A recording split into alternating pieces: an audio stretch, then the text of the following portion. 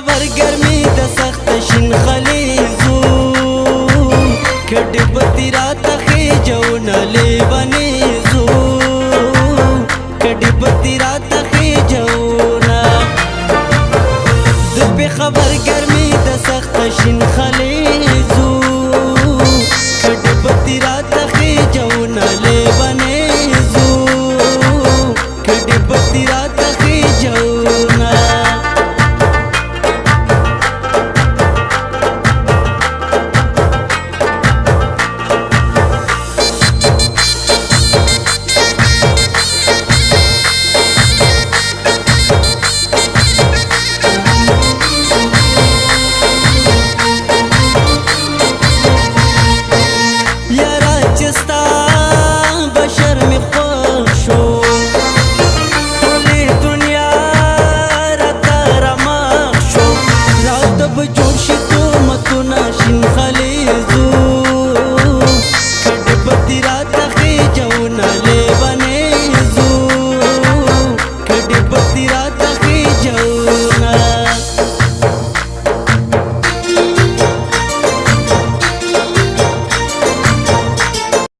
ګرانو محترمو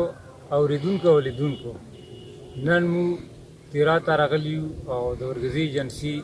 او موږ سره ډېر لوی د ادب سټې راغلي دي او دوی ښایسته غره ته راختلي وو څه دوی ته ویلی چې سامپوګ ورته څوک یي څوک ورته سامپاګي یي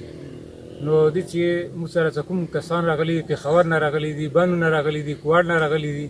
انګو نه راغلي دي ډېرو علاقو نه راغلي دي نو دغو نه موږ پوښتنه کوو چې دا تیری خوښ شه که خوښ یې نه شه ستړي شوي یو سم لنډه کېږدي غره ته راختلي یو نو ټولو نه اول زه حیات اقبال حیات صاحب نه پوښتنه کوم چې تیره نه ما خو به تاسو اورېدله دا تیره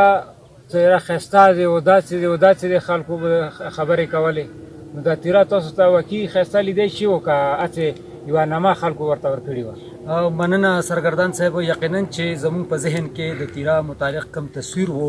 نو هغه د هغې نه دا څو چنده د تیرا خشته ده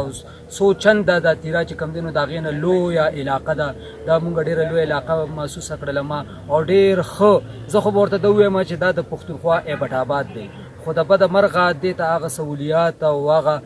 ترقي او هغه پاملرنه د حکومت لخوا نه ده ورکړی شوې ګنې دا به د پښتونخوا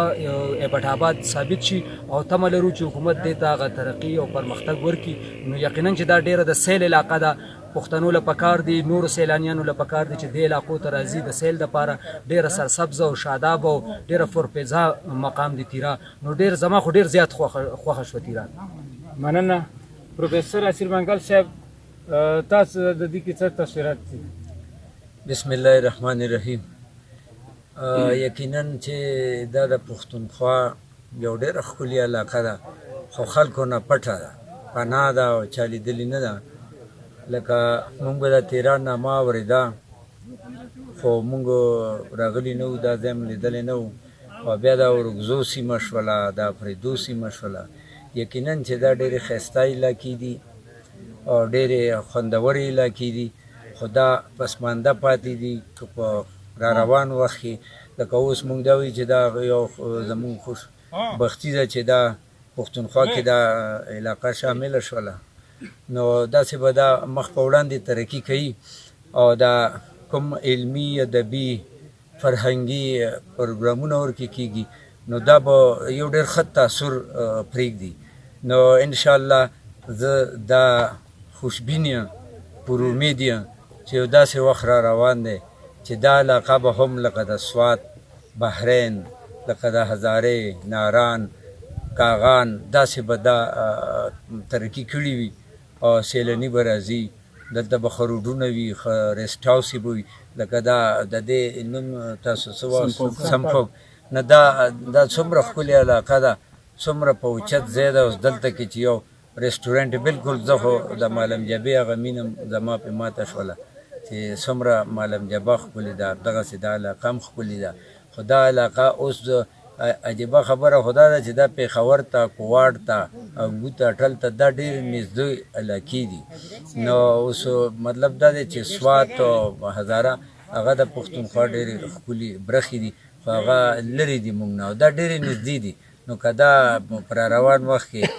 حکومت دې طرف ته پاملرنه وکړله نو یقینا چې دا به د سیل دپاره د تفریح دپاره دا به یو ډېر ښه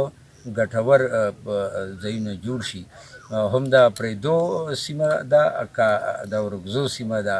په ښایست کې د ټولې د پښتونخوا نورو ښایسته علاقونه په هېڅ صورت کې کمی نه دي مننه